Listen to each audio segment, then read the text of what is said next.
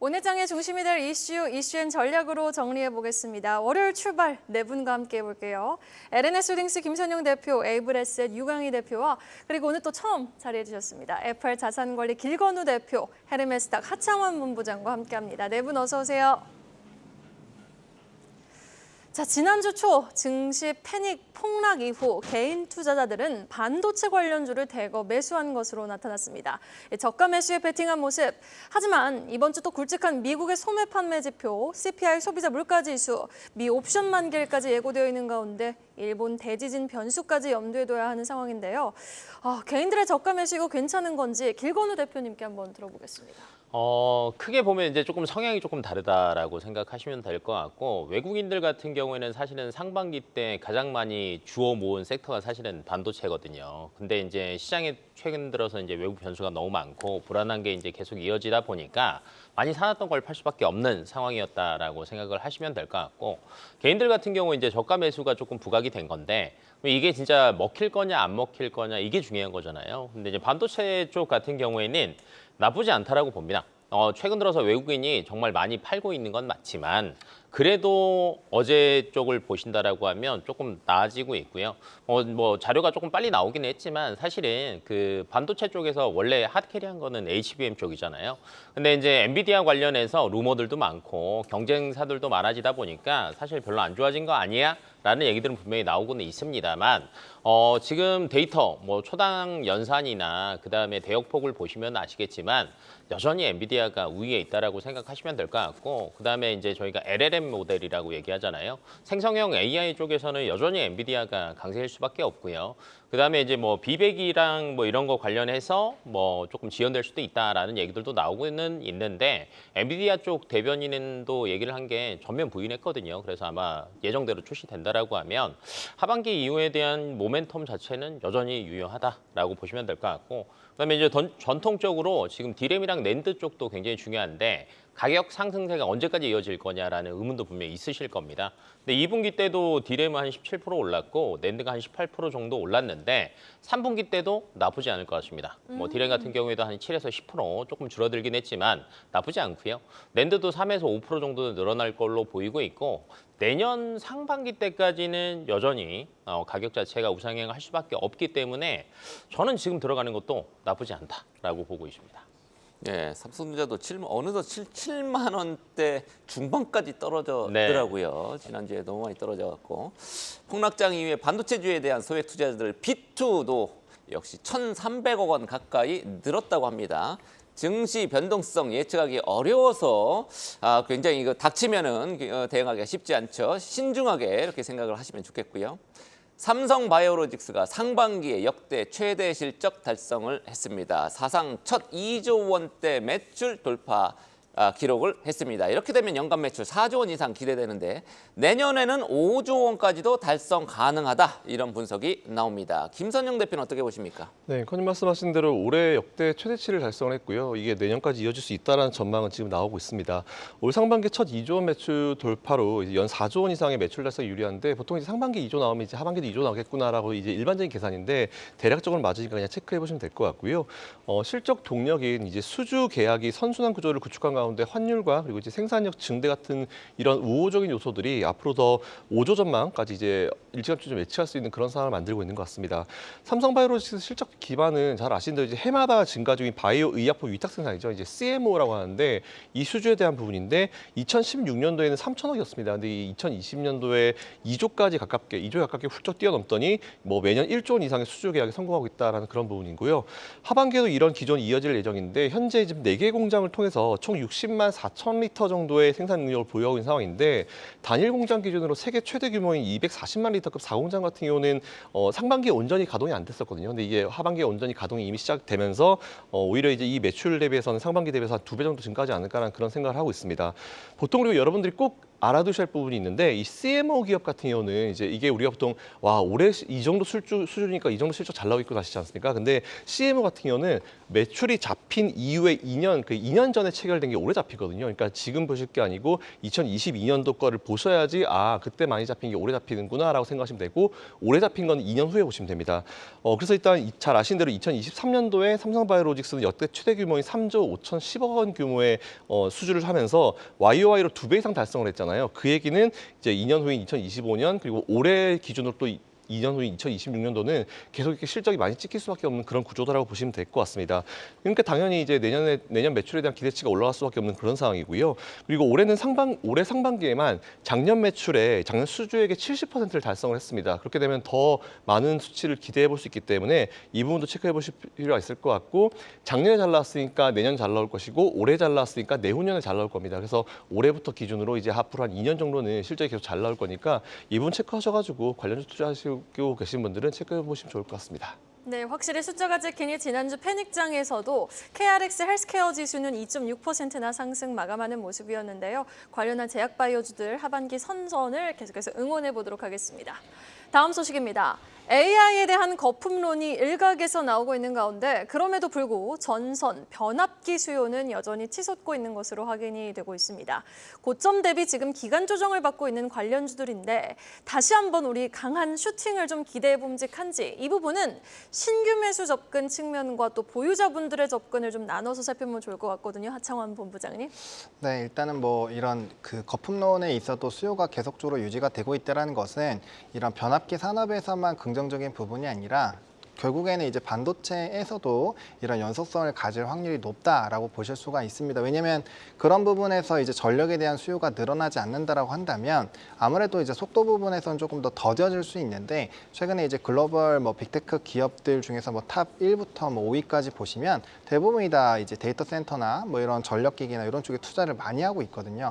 결국엔 거기에 따른 수요가 많이 늘어날 수밖에 없는 구조로 넘어가고 있다라고 보시면 좋을 것 같고 사실상 지금 이 내용 자체가 뭔가 새로운 내용은 아닙니다. 기존에 있었던 것들에서의 그런 연속성을 계속적으로 보여주는 내용이기 때문에 좀 일부 아쉽기는 하지만 그래도 이제 각각의 기업들이 왜 그렇게 증설을 하고 있는지에 대해서 생각을 해보셔야 되거든요. 기본적으로 이제 이런 시장의 외형 성장이 나오지 않는 상황에서 증설을 진행을 하게 되면 고정비가 늘어나기 때문에 기업의 수익성이 굉장히 악화가 됩니다. 그래서 그 타이밍을 잡는 것이 굉장히 중요한데 어쨌든 이 사이클 자체가 굉장히 좀 뛰어나다라는 부분에서 기대감이 높아지고 있는 상황이고 사실상 상반기 수출 데이터를 좀 보시더라도 뭐 굉장히 좀 좋은 흐름들이 나타나고 있거든요. 그래서 수출액 같은 경우는 뭐 최근 10년치 중에서도 뭐 가장 높은 수준이고 전년 같은 기간으로 보더라도 89%가 넘게 올라왔기 때문에 넘버가 찍히는 이러한 좀 구조적인 성장 구조가 나오고 있다라고 보시면 될 것 같습니다. 그래서 저는 이 만약에 변압기나 전선을 정말 믿으신다라고 한다면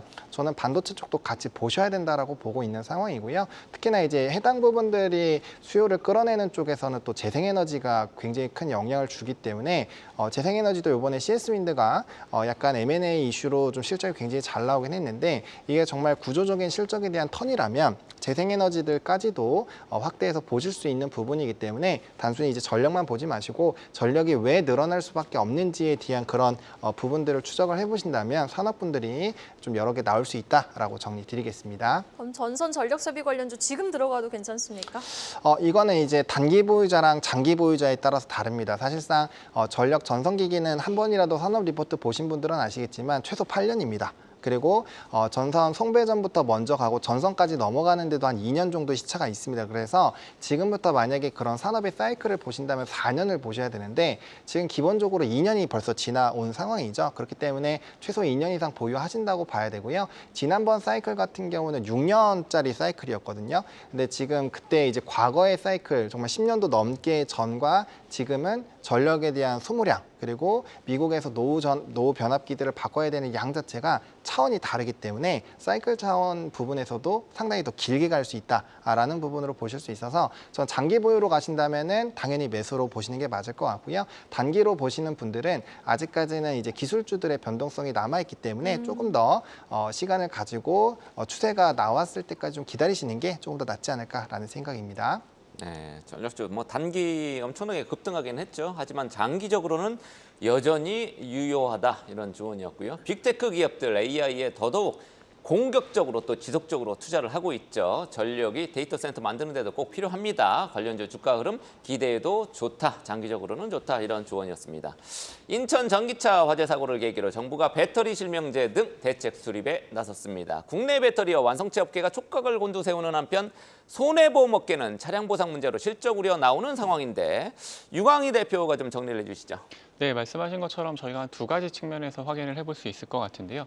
하나는 보험업계, 그리고 두 번째로는 자동차 업계 측면에서 좀 살펴보면 좋을 것 같은데요. 기사를 보게 되면은 이제 그 자기 차량 손해담보, 그러니까 자차 신청이 600대에 육박했다라는 소식이 전해졌습니다. 그런데 이제 보험업계 1위가 삼성화재거든요. 그 중에 이제 자동차 점유율이 30%니까 600대 한 30% 정도를 곱하게 되면은 아마 한 200대 이상이라고 생각을 하는데 언론에서는 한 300대 정도가 언급이 되고 있습니다. 그리고 이제 가입자에게 선 보상을 하고 책임 소재에 따라 구상권을 청구를 할 수 있지만 이게 시간이 꽤 걸릴 거란 말이죠. 그런데 아무래도 이제 상반기에 자동차 보험 손해율이 적자 진입을 한 상태에서 이렇게 좀 일회성 비용이 발생을 한다라고 하면은 아무래도 좀 손해보험 입장에선 실적에 좀 악영향이 있지 않을까라는 우려가 나오고 있고요.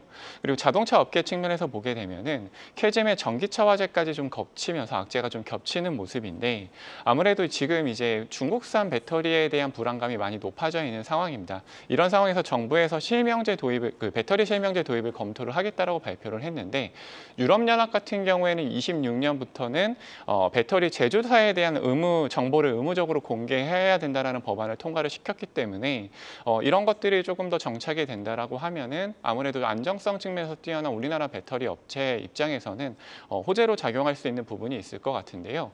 참고로 현대코나나 기아 레이 같은 경우에는 CATL 배터리를 사용을 하고 있고요. 벤츠 같은 경우가 특히 중국 배터리를 좀 많이 사용하고 있는데 저는 개인적으로는 소비자들이 차량을 구입을 할 때 배터리 제조사가 아닌 완성차 브랜드를 보고 좀 소비를 한다라고 보고 있거든요.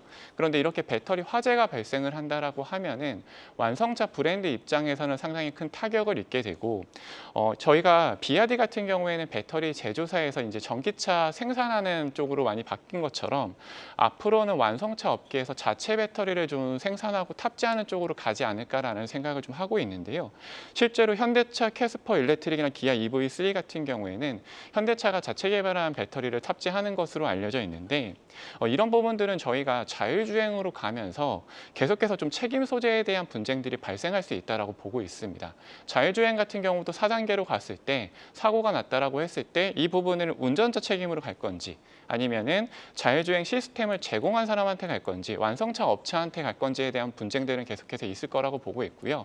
만약에 이런 분쟁들이 계속 있다라고 하면은 테슬라나 비아디 같은 경우가 보험업에 지출한 것처럼 현대 기아차도 장기적으로 좀 보험업 진출을 좀 염두에 두지 않을까라는 생각도 하고 있고요. 저는 개인적으로 주가라는 거는 사회적 문제를 해결하는 기업의 주가가 오른다라고 보고 있는데 지금 이슈는 전기차 안전에 대한 이슈들이 있기 때문에 앞으로는 좀 전고체 배터리를 개발하는 업체들에 대한 것들이 좀 시장에서 부각되지 않을까라는 생각을 하고 있습니다. 네, 알겠습니다. 오늘 정부가 또 전기차 화재 관련 긴급 회의 대책을 예고한 만큼 어떤 대책이 좀 발표가 되는지도 우리가 지켜볼 필요가 있을 것 같고요. 또 이에 따라서 전고체 배터리 관련해가지고 개발을 좀 서두르고 있는 업체들의 주가 추이도 잘 따라가 보면 좋을 것 같습니다. 그런데 오늘 또 에코프로 그룹주들의 향방 궁금하긴 하거든요.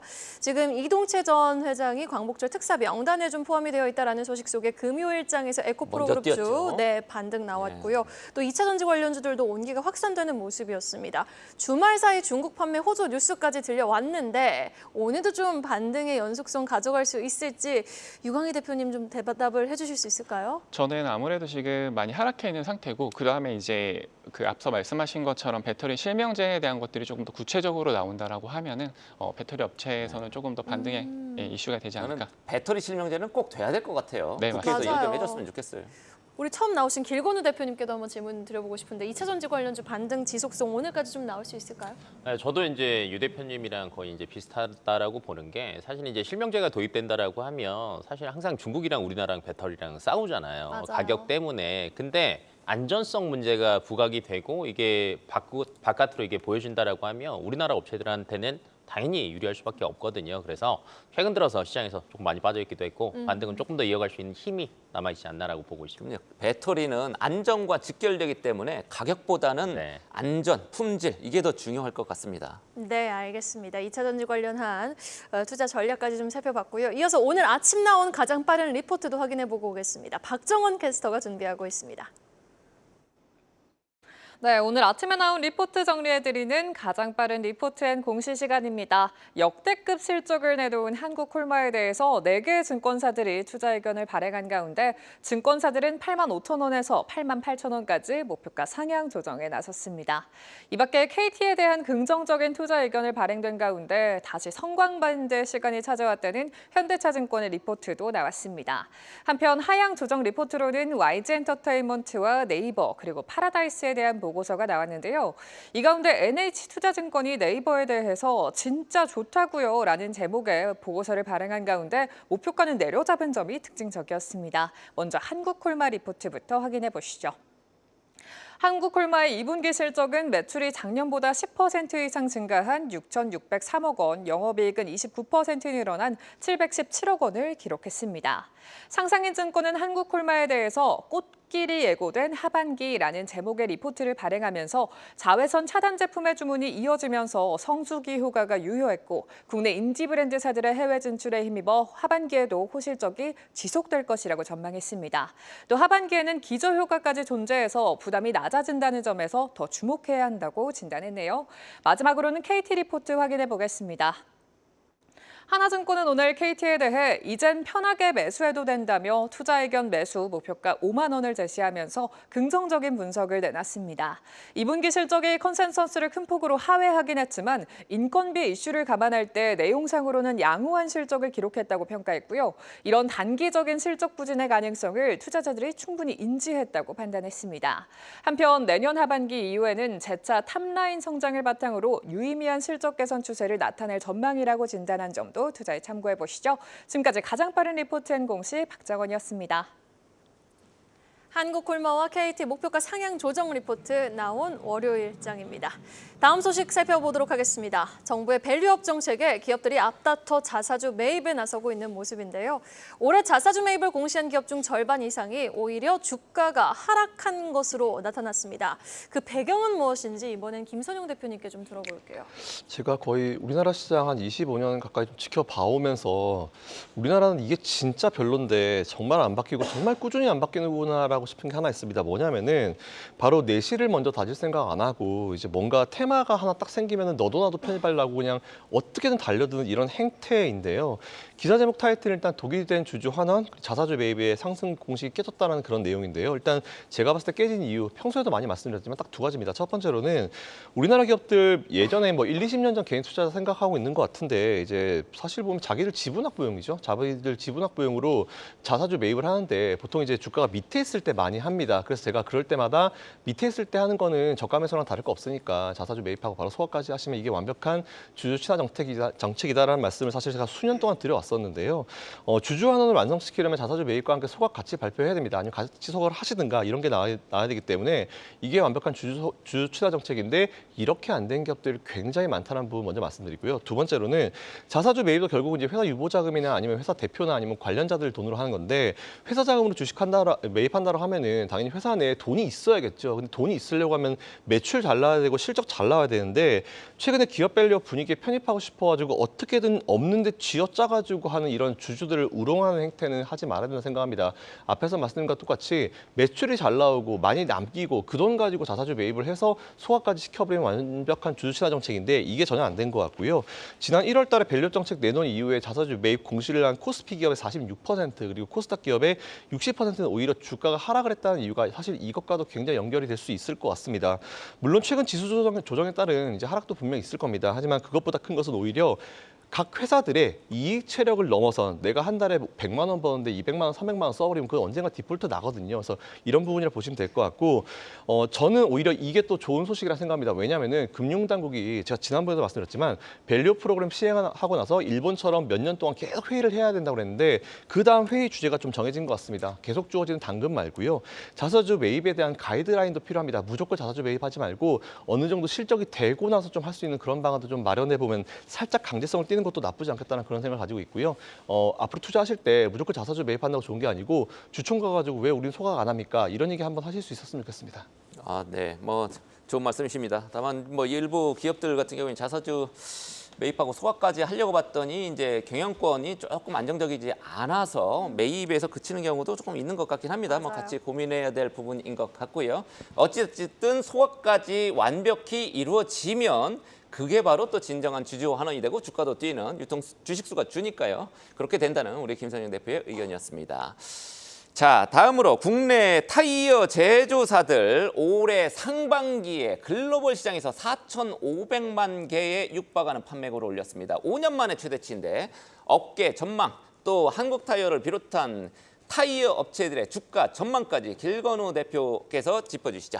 네, 뭐 지금 이제 뉴스 기사 보시는 것처럼 뭐 판매량으로 본다라고 하면 역대 최다입니다. 뭐 그래서 그런지 2분기 실적도 괜찮아요. 한국 타이어가 매출 2조 3천억 정도 했고요. 영업이익이 한 4,200억, 규모도 1조 넘었고 넥센도 한 7,600억 했거든요. 근데 이제 무엇보다도 영업이익률이 잘 나왔습니다. 그러니까 3사 평균 하니까 한 13% 정도 나왔는데 되게 중요한 거죠. 네, 굉장히 중요하죠. 근데 이제 완성차 업체가 한 11% 정도 나오거든요. 그러니까 그거보다 더 괜찮은 거예요. 그러네요. 근데 이제 중요한 건 이거죠. 이게 하반기까지 이어질 거냐라는 걸 이제 한번 고민을 해봐야 되는데 저는 고민을 한번 해보시는 게 좋을 것 같습니다. 아직 물음표예요? 아직은 숫자는 보시는 게 낫지 않나. 왜냐하면 이제 타이어가 결론은 타이어 관련 회사들이 실적이 좋으려면 세 가지가 맞아 떨어져야 됩니다. 첫 번째는 많이 팔려야 되고요. 두 번째는 들어가는 가격 자체가 어찌됐건 많이 줄어줘야 돼요. 대표적인 게 고무 가격. 네, 그다음에 맞습니다. 그다음에 이제 운임.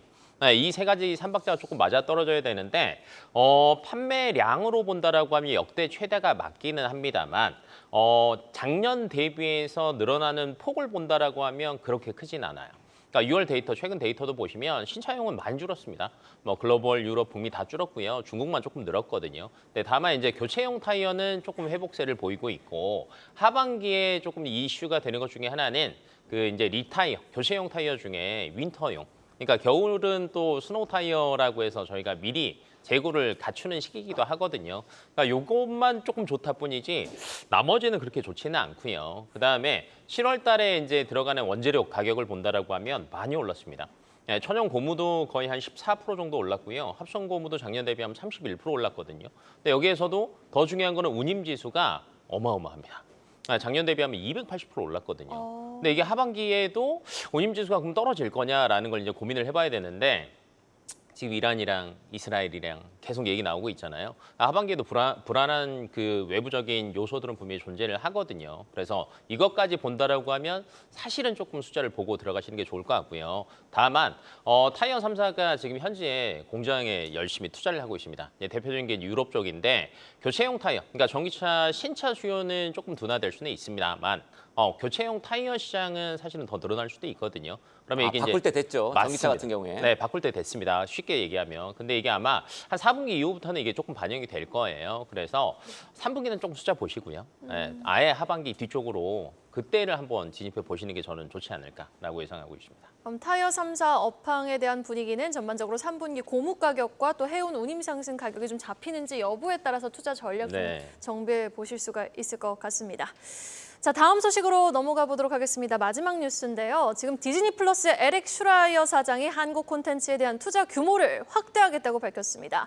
K 콘텐츠는 아시아 시장을 넘어서 전 세계에서 소구력이 있는 매우 가치 있는 콘텐츠다라는 호평을 내놨는데 사실 저도 지인한테 들었어요. 최근 디즈니가 완전 축제 분위기래요. 데드풀과 울버린이 미국 현지에서 대박을 치면서 바바이거 사장이 월급을 반납했을 때와는 상반된 분위기라고 하는데 그 디즈니가 우리나라에 확대를 한다, 투자 확대를 한다. 굉장한 뉴스 아닌가요? 근데 디즈니 주가는 왜 그런가요?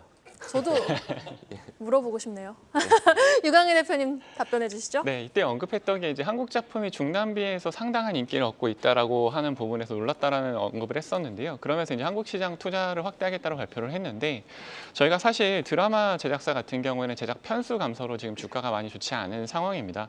아무래도 넷플릭스가 출연료 인상을 갖고 왔고 이런 부분들이 영화나 드라마 제작 편수 감소로 오면서 제작사 실적에 좀 악영향을 미쳤다라고 보고 있는데요. 이번에 오징어 게임 2에 출연하는 이정재님 같은 경우 출연료가 회당 13억 정도로 알려져 있습니다. 어마어마한 건데요. 10번만 출연해도 네, 얼마예요? 100억이 넘어가니까요. 네, 아무래도 이렇게 제작비가 많이 들어갔는데 흥행에 실패한다고 한다라고 하면 막대한 손실이 좀 발생을 하는데 최근에 또 OTT 오리지널 제품들이 좀 흥행이 많이 안 됐던 부분들이 있습니다. 그래서 개인적으로는 오징어 게임 2가 올해 하반기 예정되어 있는데 이 오징어 게임 2 흥행이 한국 제작사 입장에서는 좀 중요한 시험대가 될 수 있지 않나라는 생각을 하고 있고요. 저희가 콘텐츠에 투자를 할 때 좀 두 가지 트렌드를 좀 보시는 게 필요하다라고 보고 있는데요. 드라마나 영화 같은 경우는 지금 제작비가 너무 많이 올랐기 때문에 이제 OTT 업체 같은 경우에는 가성비가 좋은 예능이나 스포츠 쪽으로 많이 넘어가고 있는 상황입니다. 특히 이제 티빙 같은 경우에는 KBO 중계를 갖고 오게 되면서 넷플릭스를 많이 좀 많이 따라온 상태라고 보시면 될 것 같고요. 특히 넷플릭스 같은 경우에는 예능 페스티벌에서 올해는 오리지널 예능을 좀 강화하겠다라는 발표를 했고 또 피지컬 100을 제작했던 갤럭시 코퍼레이션 같은 경우 상장을 추진하고 있기 때문에 지금은 영화나 드라마 제작사보다는 예능을 좀 더 잘 만드는 제작사에 좀 초점을 맞추시는 게 필요하지 않나라는 생각을 하고 있고요. 그리고 저희가 오징어 게임 이후에 자체 IP를 확보를 하고 또 오리지널 제품을 잘 만드는 쪽에 좀 초점을 맞춰야 된다라고 생각을 하고 있는데요. 저희가 선지었고 티어 같은 경우에는 5월 달에 인기가 상당히 많았고 이 작품을 TVN에서 좀 독점적으로 처음에 방영을 하다 보니까 이 당시에 OTT 총 사용 시간이 TV기 넷플릭스를 추월했었습니다. 그리고 선지었고 티의 원작 소설 같은 경우 이때 매출이 8.2배 정도 증가를 했었고요. 또 나 혼자만 레벨업이라는 웹툰이 있는데 이 웹툰을 기반으로 넷마블에서 게임을 만들었거든요. 근데 이 게임이 너무 잘 되다 보니까 넷마블 같은 경우에는 역대 2분기 최대의 매출을 기록을 했습니다. 그렇기 때문에 저희가 향후에 콘텐츠 쪽에 투자를 하실 때는 아무래도 드라마나 예능을 좀 잘 만드는 회사에 좀 초점을 맞추시는 게 필요하다고 생각을 하고 있고요. 근데 현재 상장되어 있는 회사들 중에서는 대부분 영화나 드라마를 제작을 하지 예능을 만드는 업체 같은 경우는 CJ ENM 정도밖에 없기 때문에 사실 볼 기업은 많이 없는 상황이라고 보시면 될 것 같습니다.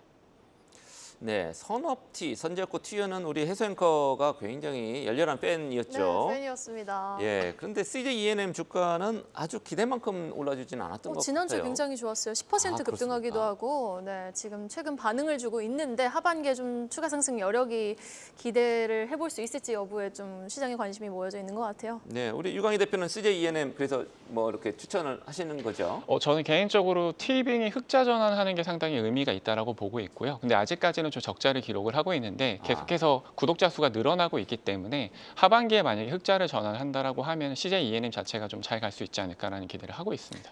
네, 잘 알겠습니다. 지난주 월요일에 워낙 시장이 패닉에 빠졌었기 때문에 오늘도 월요일입니다. 조금 두근두근하긴 하죠. 자, 오늘 어떻게 시장이 개장을 할지 좀 지켜보겠습니다. 우리 하청환 본부장께서 오늘 개장 전에 꼭 체크해야 될 포인트 짚어주시겠습니다. 네, 최근에 이제 파생에 따라서 이제 수급의 변화가 굉장히 강하기 때문에 이런 선물과 옵션에 대해서 좀 집중해서 보실 필요가 있는데요.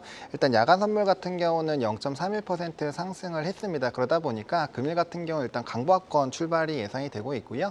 한 0.2 정도 상승을 출발할 것 같은데 중요한 점은 그렇게 움직이기 직전에 8시 40분부터 수급이 나오는데 외국인 선물에 대한 이런 매수세가 좀 강하게 들어오는지 여부를 좀 체크를 해보셔야 될 것 같습니다. 만약에 매도가 좀 나온다라고 했을 때는 상당히 조금 이제 그 장 초반 이후에 좀 혼조세가 나올 수 있고요. 그게 이제 화수 목요일에 좀 중요한 지표들이 있다 보니까 해당 부분에서의 좀 일부 차익 매물들이 나온다라고 보시면 될 것 같습니다. 게다가 최근에 외국인이 풋옵션 매수를 또 상당히 많이 해주고 있다라는 부분들을 좀 기억을 해놓으셔야 될 것 같고요. 또 추가적으로 MSCI 지수 편입에 대한 발표 결과가 나옵니다. 이거 본격적인 최종적인 결과는 이제 13일 새벽에 나오기는 하지만요. 일단은 LS 일렉트릭은 좀 유력하다라고 보여주고 있고 지금 현대로템과 LIG 넥스원 같은 경우는 이번에 안 되더라도 다음번에 편입이 될 것이라고 되어 있는 상황이고 그다음에 SKI 테크놀로지 같은 경우는 좀 편출 대상으로 좀 나오고 있는 상황이어서 해당 부분들에 대한 변화들 그리고 다음번 분기에서 또 편입될 수 있는 종목군들의 수급 쏠림이 나올 수 있으니 그러한 부분들 좀 체크를 해보셔야 될 것 같고요. 오늘부터 월화 수요일 동안에 정말 엄청나게 많은 기업들의 실적 발표가 있습니다. 그러다 보니까 각 기업별로 실업적인 공시를 좀 잘 살펴보셔야 될 것 같고 일단 굵직한 기업들의 내용들은 상당히 많이 나와 있는 상황이긴 하지만 최근에 이제 시장에 대한 변동수가 있는 상황이기 때문에 실적에 대한 흐름들과 또 그 앞으로의 가이던스가 어떻게 나오는지가 굉장히 좀 중요한 시점이거든요. 그렇기 때문에 투자하고 계신 종목군들에서의 이런 콘콜이라든지 이런 이제 IR 발표 자료들은 금일 이제 홈페이지에 많이 나올 예정이니까 그런 것들 좀 체크를 꼭 해주셔야 되겠다라고 정리드리겠습니다. 주말 사이 있었던 일본 지진 여파와 더불어서 엔화 가치 변동성 오늘도 좀 염두에 둬야 될까요? 그렇죠. 엔화의 가격에 따라서 사실 엔캐리에 대한 부담감들이 생길 수 있으니까 그런 것들은 좀 잘 체크를 해보셔야 되겠다라고 정리드리겠습니다. 네, 알겠습니다. 이렇게 개장 전 꼭 확인해야 할 뉴스와 전략 네 분과 이야기 나눠봤습니다. 오늘 말씀 고맙습니다. 계속해서 다양한 경제 이슈를 알고 싶다면 구독과 좋아요, 알림 설정 부탁드립니다. AI 캐스터 권미정이었습니다.